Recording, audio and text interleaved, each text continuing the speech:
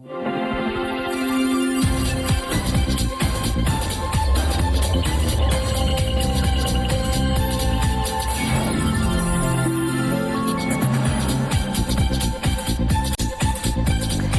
à tous, merci de nous être fidèles. Tout de suite le sommaire de votre journal.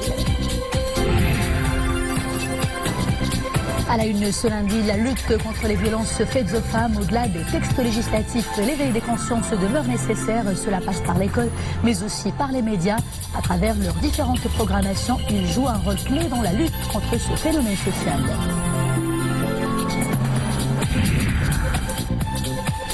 Et puis nous irons à Marrakech pour parler des travaux de la 4e réunion des chefs de police de la région MENA.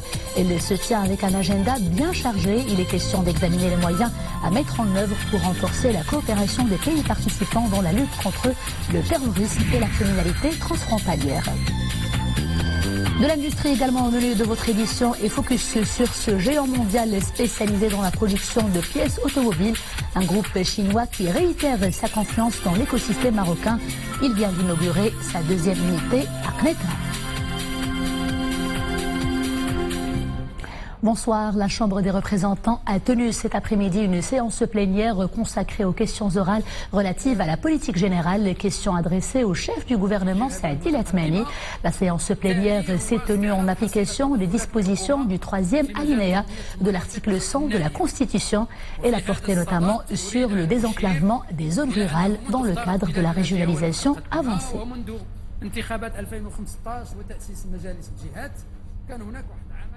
دؤوب ومستمر على أصعدة متعددة باش نوفيو بالأهداف ديال هذه الجهوية المتقدمة من بينها أولا بطبيعة الحال استكمال الترسانة القانونية المؤطرة لعمل ومهام الجماعات الترابية وهي عدد من المراسيم التي استطعنا أن وقد La lutte contre la violence faite aux femmes, un sujet d'actualité brûlante avec cette gigantesque campagne mondiale de sensibilisation lancée par l'ONU sous le signe Orangez-vous, Orangez le monde. Notre rédaction y adhère avec de grands reportages sur la question tout au long de ces 2 semaines.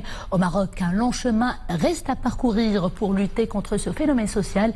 Et si la loi 103-13 se montre répressive, l'éducation demeure nécessaire pour éveiller les consciences. Les médias jouent également un rôle capital dans ce sens et nous le verrons tout de suite dans ce reportage signé Mariam El-Missi. Cantonnée dans des attitudes passives et placée souvent dans l'ombre de l'homme, elle peine encore à s'affranchir des dictats de la société. Le cliché persiste également dans les médias.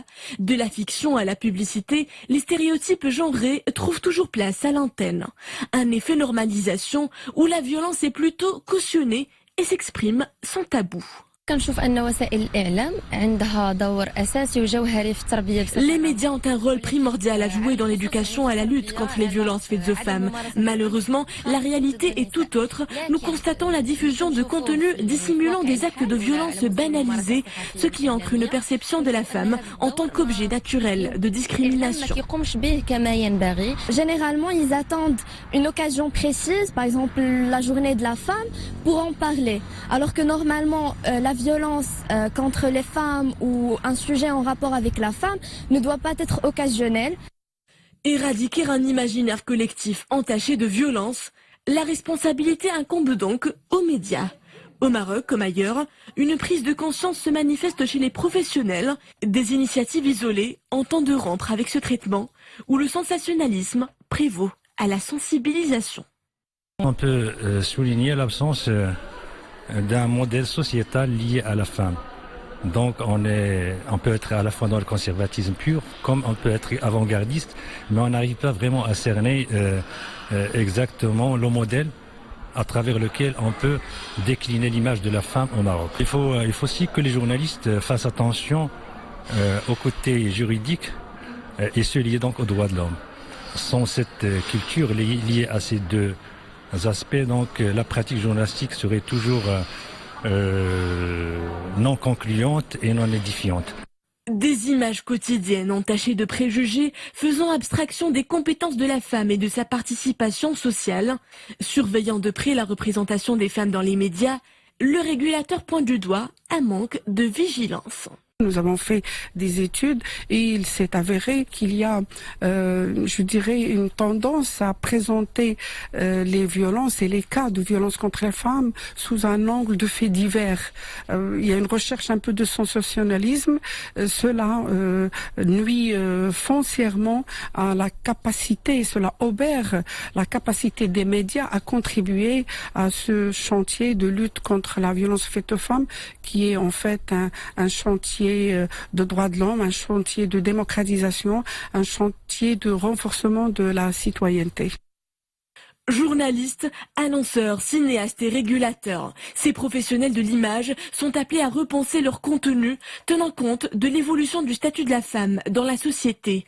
Un chantier d'autorégulation entrepris par nos chaînes de télévision, des chartes pour la revalorisation de l'image de la femme sont notamment mises en place.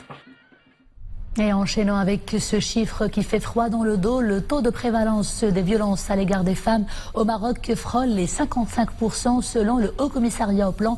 Pour contrecarrer justement ce fléau social et alléger la souffrance des victimes, les centres d'écoute étendent de plus en plus leurs services. En plus de l'aide qu'ils accordent aux femmes victimes de violences en termes de conseils juridiques et d'accompagnement, eh bien, ils leur proposent également divers ateliers. L'idée est de les aider à devenir financièrement autonomes. Le reportage est réalisé à Tanger par Saïd Najeh sur un commentaire d'Oumé Marandi. Leurs histoires sont différentes, mais ils sont toutes victimes de violences. Coups, mariage forcé, violences verbales et économiques. Ces femmes ont vécu le pire.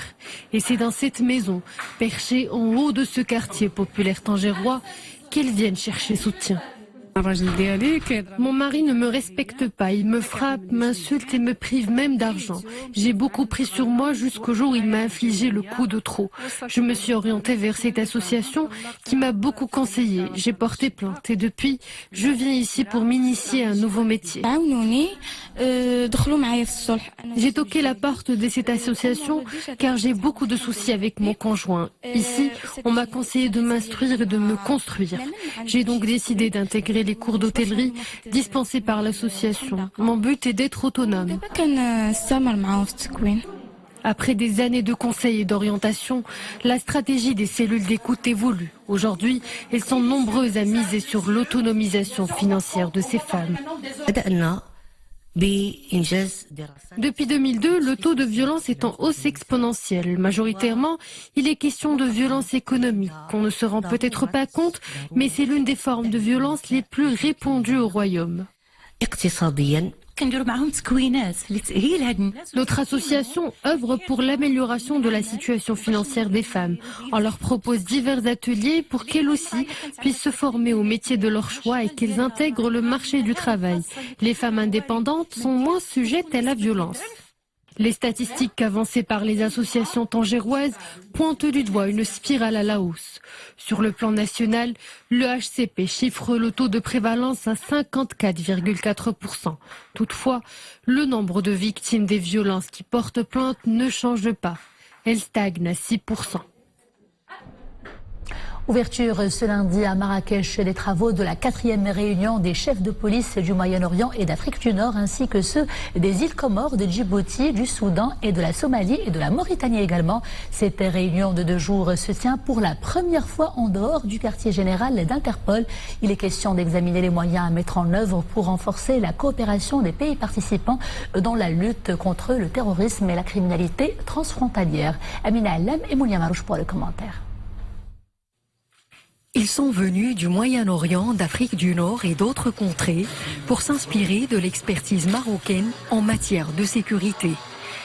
Et c'est à travers un film institutionnel que ces chefs de police suivent attentivement les efforts déployés par la DGSN en matière de modernisation de ses services et de renforcement de sa gouvernance sécuritaire.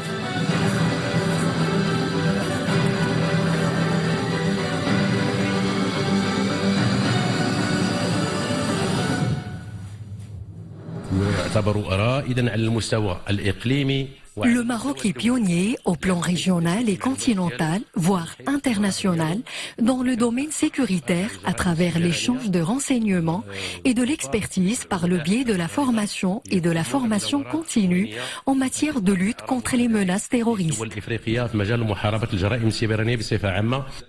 Les participants examinent également les moyens et les mécanismes à mettre en œuvre pour renforcer davantage la coopération entre Interpol et les différents services de police à travers le monde.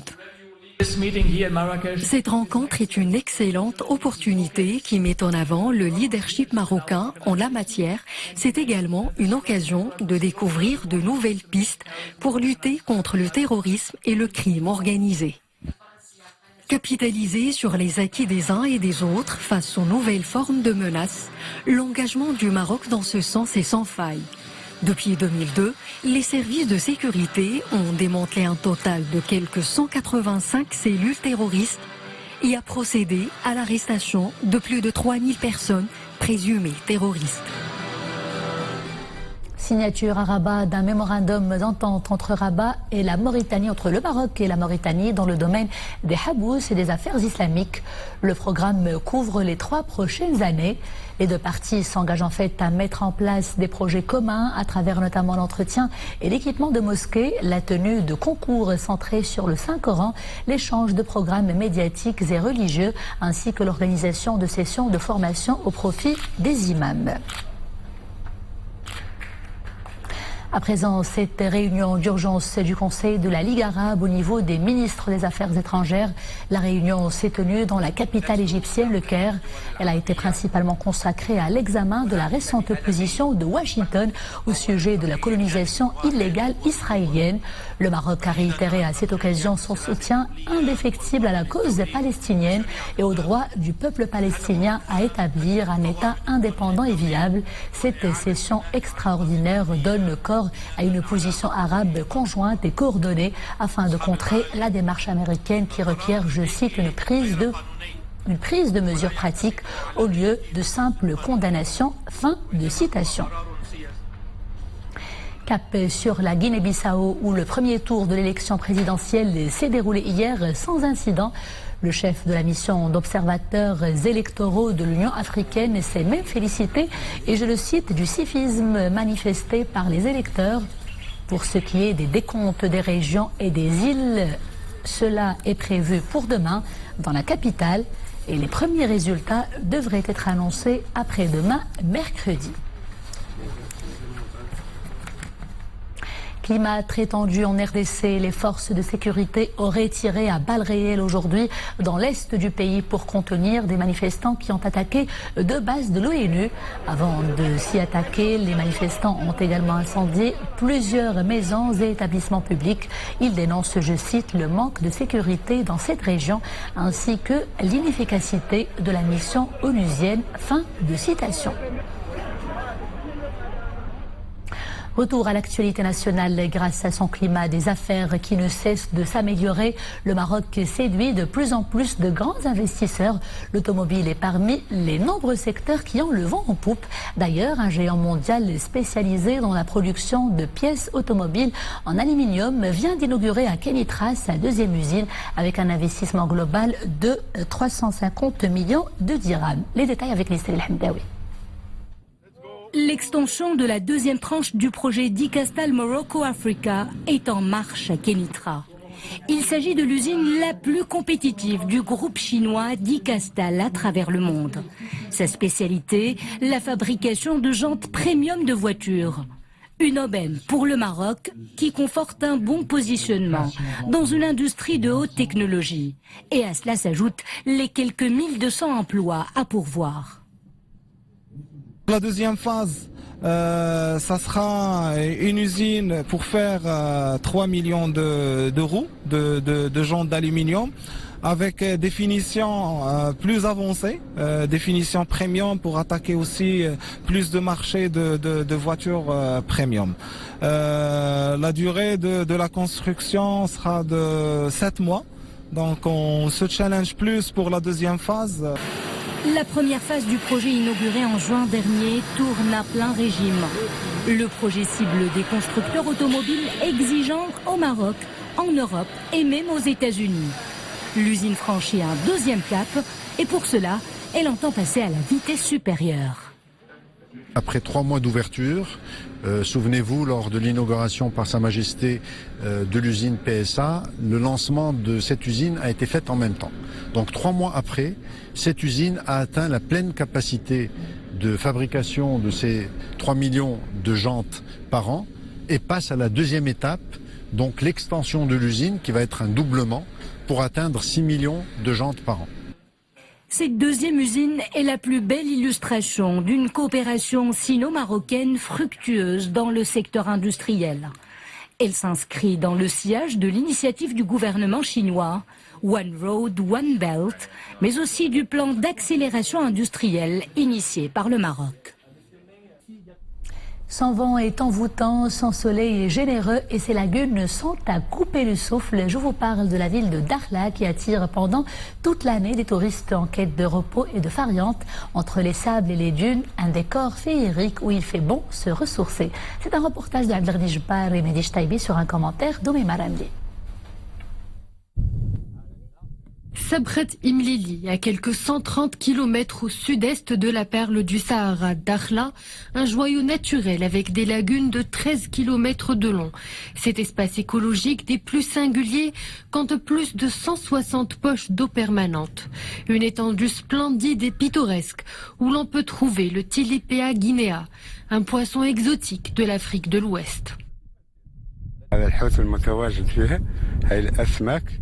L'eau de cette sapra est moins salée que l'eau de mer et c'est exactement pour cette raison que le poisson qui y vit ne supporte pas de vivre ailleurs. Je suis agréablement surpris. Il y a différents types de lagunes et chacune a ses propres spécificités. Les espèces de poissons diffèrent d'une lagune à une autre. Au pied des dunes et en plongeant dans l'Atlantique, ce paysage envoûtant ne manque pas de séduire les amateurs du tourisme écologique. J'ai eu l'agréable occasion de visiter cette région. Je ne pensais pas qu'on avait ce type de tourisme au Maroc. Je suis agréablement surpris. C'est ma première visite à cette sapra. J'ai beaucoup aimé mon séjour, que j'ai d'ailleurs consacré au tourisme vert. Cette région regorge de petits trésors que je reviendrai certainement pour découvrir. Avec une offre touristique pensée autour des sports nautiques et des sites naturels, Dakhla est voué à un avenir prometteur, celui de devenir la destination numéro 1 du tourisme durable dans le royaume.